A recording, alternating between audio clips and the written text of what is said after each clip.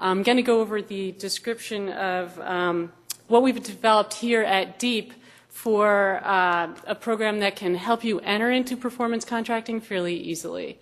So I'm going to speed through these fairly quickly. Just slow me down if you have questions.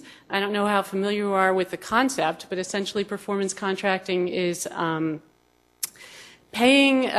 grouping together lots of energy savings measures in multiple buildings, your schools, maybe your town office building, your water treatment plant, some with longer term savings and some with very short term savings, so that the average is a reasonable number, maybe up to 10 years or something, and the actual savings are guaranteed by an energy company, so that those guarantees on the energy savings pay for the initial costs of the project implementation.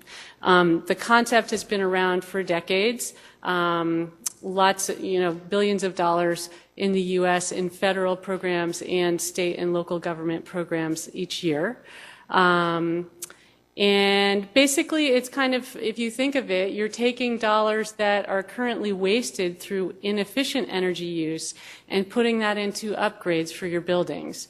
So you can stabilize your costs, you can get new systems in your buildings, you can kind of deal with some deferred maintenance and get a kind of a better sense of your energy load and get that under control.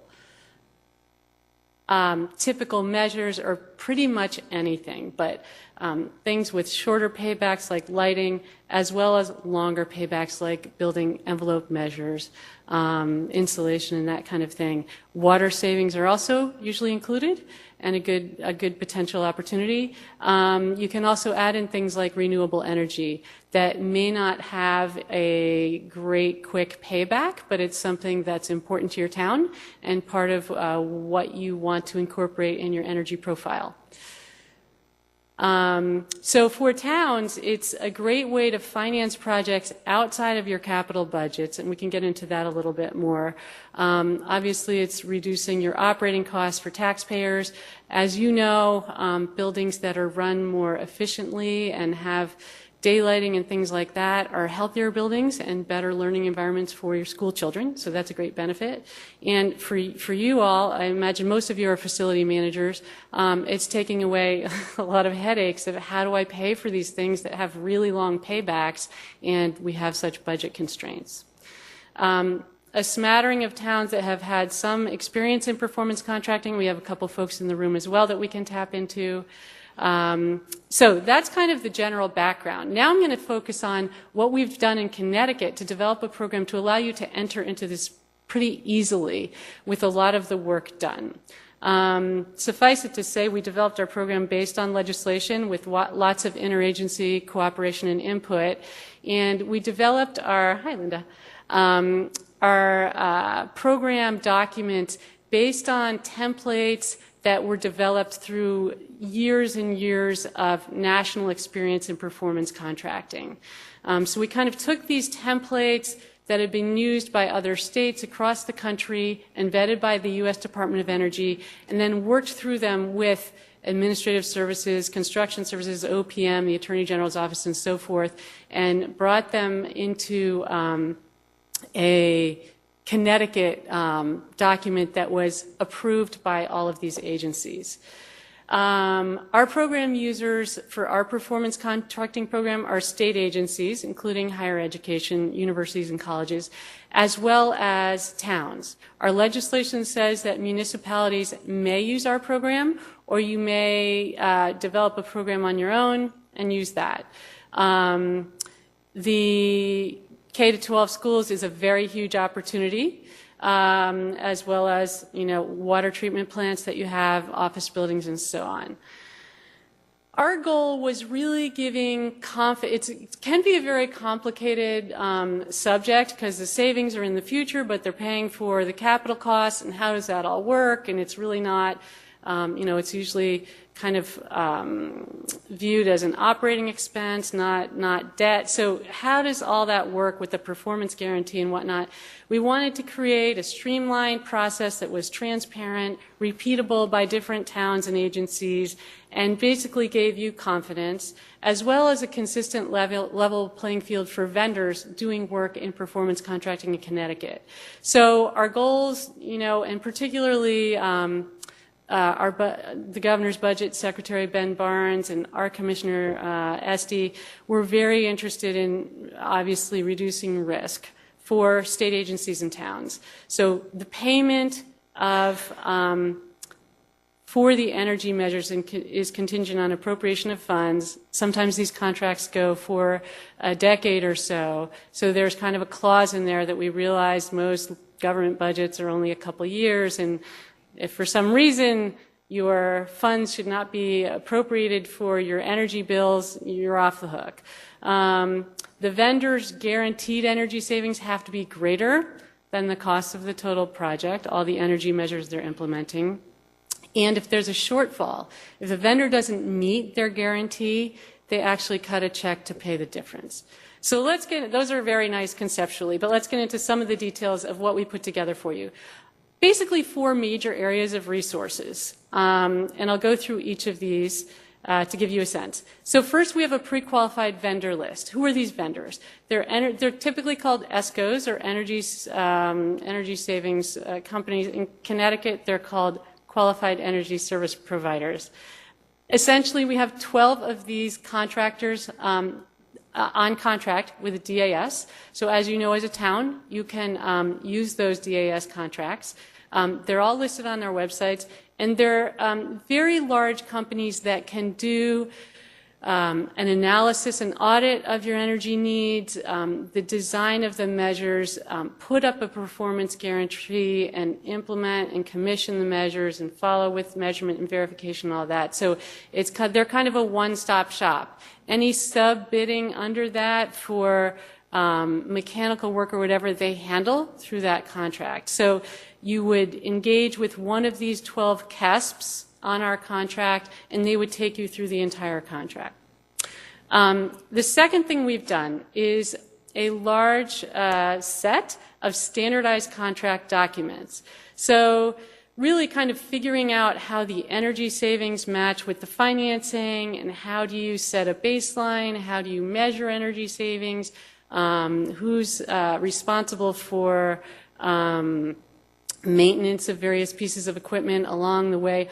All of this is laid out in these contract documents. Obviously, it's not the specifics, but it's a template that kind of leaves the spaces for the details about your project. These contract documents also are posted on our website. All of the 12 vendors on contract with us must conform with all of these contracts we've developed. They've all been pre-approved by the Attorney General's office. So for towns, that should give you a level of comfort that the AG has signed off on all these contracts. For state agencies, it means that we don't have to go back to the AG's office for signature for each project. We've already gotten signature, and the details are filled in for the buildings and the energy measures for each project, but the whole thing has been blessed. So that's huge, and took basically all of last summer, hundreds of hours of work with the AG's office. So we're hoping that that gives you some kind of comfort in these documents. Some of the major things about them, they lock the energy companies into fixed cost and pricing. So obviously, it's not the scope for your project, but they're locked into their percent markups and margins on the project that they can't stray from. Basically, it gives you an RFP of how do you select one of these 12 for your project. So that's all spelled out. And we have a number of projects already who've done that, 4 projects already going through those stages. The investment grade audit is all spelled out, and that's basically the very detailed engineering analysis, looking at all your schools and buildings and spelling out whatever, 80, 100, 150 energy measures, what the projected savings will be, what the company is willing to guarantee on that. And then when you put them all together, kind of the package of how long this project will take, to finance through the savings. So the standard documents are key and should be a huge help to you. Another piece of support we provided is technical support. We have technical support both on the energy side and the financing side. On the energy side, we have a new program manager working here at DEEP who's just on board. His name is Matt Cohen, and he's there to kind of walk you through the RFP process, maybe come look at your buildings to see if you might have a viable project, answer questions. Matt and I are teaming on this, so we're here to help you. The utilities, you'll meet Dave McIntosh in a few minutes, we're working very closely with them as partners. As you know, they have incentive programs that give dollars for a lot of the energy retrofits, which Dave will talk about. So they're kind of part of the team looking at these projected savings that the company will propose to you and what you can get from incentive funds to buy down the overall cost of the project. Another piece of support we have for energy expertise, many towns will look at these investment grade audits and just feel that they don't have the capacity or the capability to understand them and to analyze them, which is understandable. They're complicated. So we have a pool of vendors, which are often called owner's reps, that will soon be on contract with the Efficiency Fund, and a certain number of dollars will be allocated to you, basically free consultant on your behalf to look at the energy saving measures, the performance guarantees, the M&V plan, and all that. So between me and Matt, Dave and his team at both utilities, and this pool of vendors that will be really your personal consultant for parts of the project, you've got a lot of assistance with the energy expertise. The financing is another part that runs parallel with the energy. The Clean Energy Finance and Investment Authority, which used to be called the Clean Energy Fund, has hired a new director of institutional programs. His name is Andy Bridges, and he's there to help you with the financing piece. So this is very important to our commissioner as we put this program together. We were ready to launch it, and he said, who's going to help towns with the financing? Because this might be pretty complicated. And so we partnered with Cephia because they're our new green bank in Connecticut, and that's part of their mission. And so Andy is available to help you connect with banks and entities that are used to financing these types of projects. Eventually, we will be working on kind of an RFP with Cephia so that you'll be able to select from a group of pre-qualified banks and institutions, and, you know, perhaps some revolving fund eventually through Cephia. But at this point, they're there to help you with the financing. In addition, the Treasurer's Office put together kind of a model tax-exempt lease, which is usually how these are financed. And those documents are on our website. So again, another kind of document that's prepared that might help you with the financing part. So that's a lot of information. I'm just going to tell you kind of the first steps, if you're interested, is obviously educating your town on this. We're here to help you do that if you need help. If you have a voluntary or volunteers on a clean energy task force of some sort, your facilities directors, finance folks, purchasing folks, Board of Education are all critical. So just to be blunt, we realize that many towns are telling us the most difficult thing might be getting the Board of Education to talk to the rest of the town. And, you know, you have different budgets and processes and all that.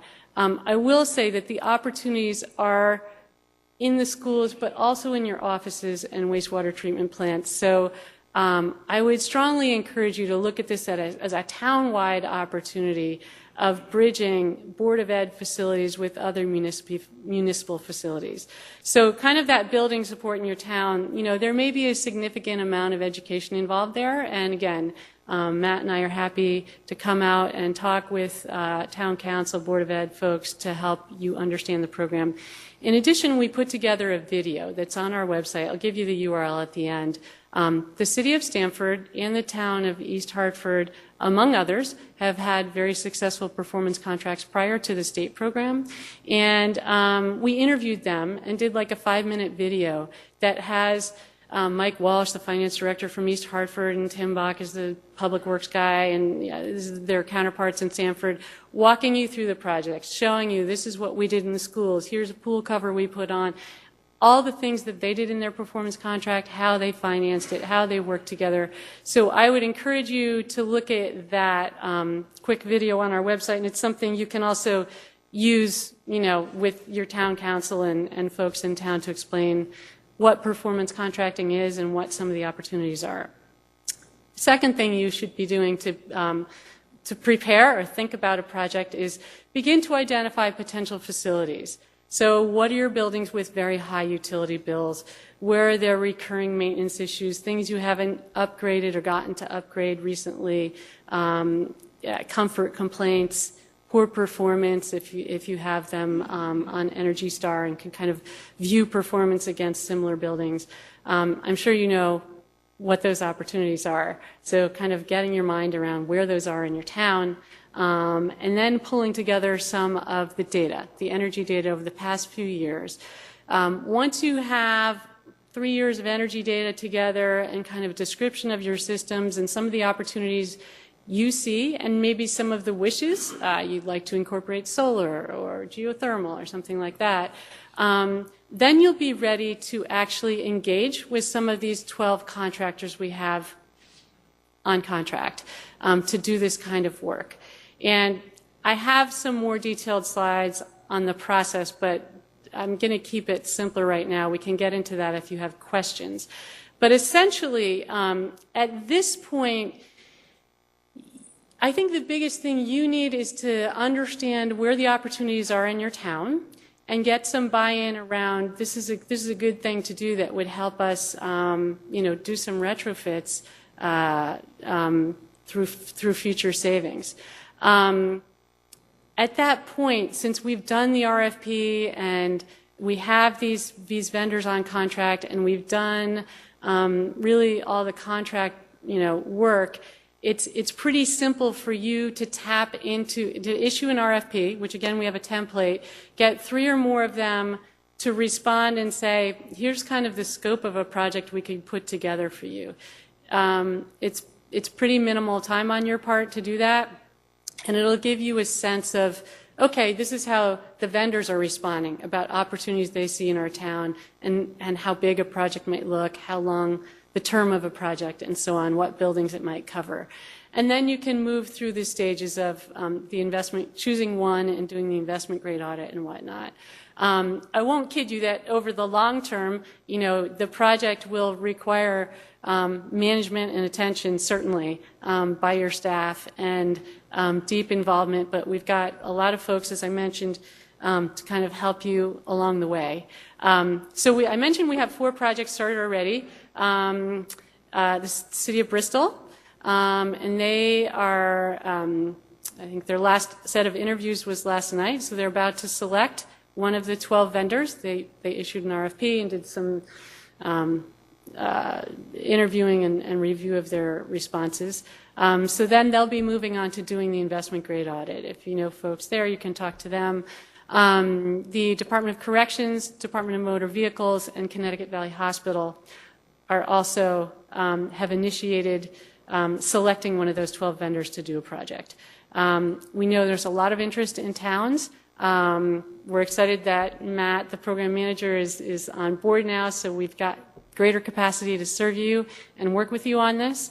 So please feel free to contact me or Matt. I imagine these slides will be available, Keith, for the attendees. Okay. So here it is, our contact information, and the website, the DEEP website, Lead by Example, has all of our performance contracting programs. So it's got the list of the 12 vendors and their contact information. It's got all the contract documents. It's got the videos I spoke about from Stanford and East Hartford, and pretty much anything you need. It's not, we haven't had a chance to make it super user-friendly yet. It's kind of like a library with all the information. So please do call us if you're interested and say, I'm interested, can you help me get started? What documents, do I need to work with in the beginning?